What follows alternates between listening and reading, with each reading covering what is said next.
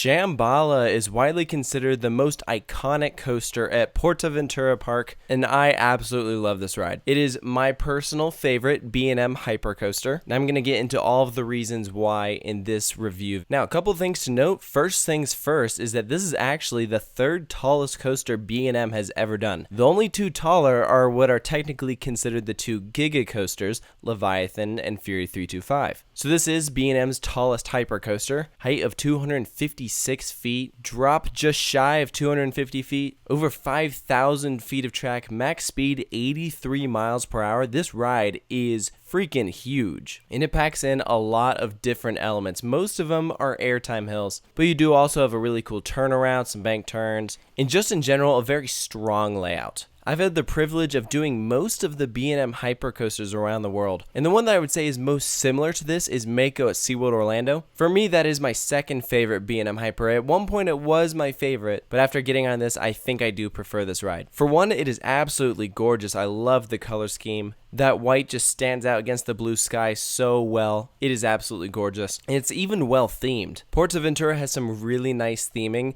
both around the park and with their roller coasters. So Shambhala is themed to an expedition into the Himalayas. You can even see that right there on the entrance sign. So as you pass under your archway, you're going to see a bit of theming in the plaza. You got some statues, there's a truck. It's nothing too over the top, and with a ride this huge, it is hard to really theme it super well. And because of the way the queue is set up, most of the time it's a cattle pen, so just some switchbacks. So the majority of the theming that you'll see is just going to be in the plaza and the area immediately around the ride. So after you've waited in your line, you're going to board your train, and what's cool about this one is this actually has the same stadium seating arrangement as Diamondback and Intimidator. Now, love it or hate it, it is something that does make this ride unique because it is the only one that has that seating arrangement in Europe. One of the things that you could look at as a pro or a con with that is that it does make the train longer. So therefore, if you're sitting in the back, you're going to get a very different experience had they gone with the traditional trains. I think the trains really work well with this coaster. There's some spectacular airtime moments. There isn't really any airtime hill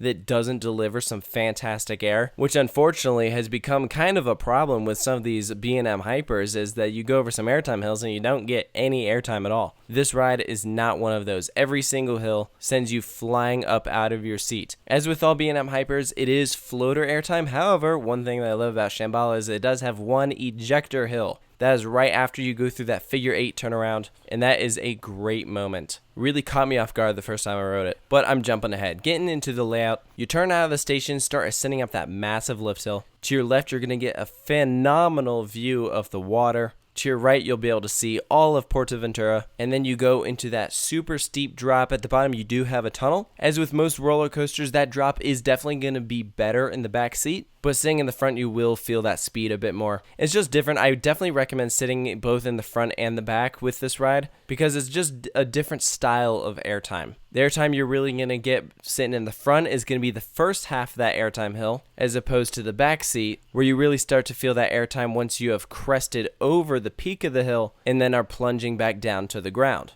So I don't think I really had a preference of which one is better. I thought they both were absolutely fantastic. But after that drop, you go into a massive floater hill. That sends you into your turnaround, probably one of my favorite turnarounds on a B&M coaster. I love that figure 8. It's nice and graceful, but also just really cool looking in general. I wouldn't be opposed if any future B&M hypercoasters have incorporated some sort of turnaround like this one. Of course, then I mentioned that ejector hill. That sends you into a larger, this is your second floater hill. And actually that drops you down into a splashdown. Now this is a fake splashdown because the train does not actually touch the water like Diamondback does. The train actually sits in a trench, so the water shoots up as the train goes by. It's mainly just meant as a spectacle, but it does have a bit of interaction if you're on the train, because if you're sitting in the back, some of that water will actually shoot up and that could kind of hit you in the face, and it's really funny. Because, like, I was just sitting there riding this for the first time saying, man, this ride is so much fun. And then we hit the splashdown and some water nails me in the face. And I'm like, holy crap. I did not see it coming. And so it kind of left me in a state of shock for the next 2 to 3 seconds. And I was like, whoa, did that just happen? So that is one reason why you might want to consider sitting in the back. Then you're going to pop up into a few more hills. You hit your mid-course. And this is not really a mid-course, as in it's not the middle of the ride. Because everything after the mid-course is kind of,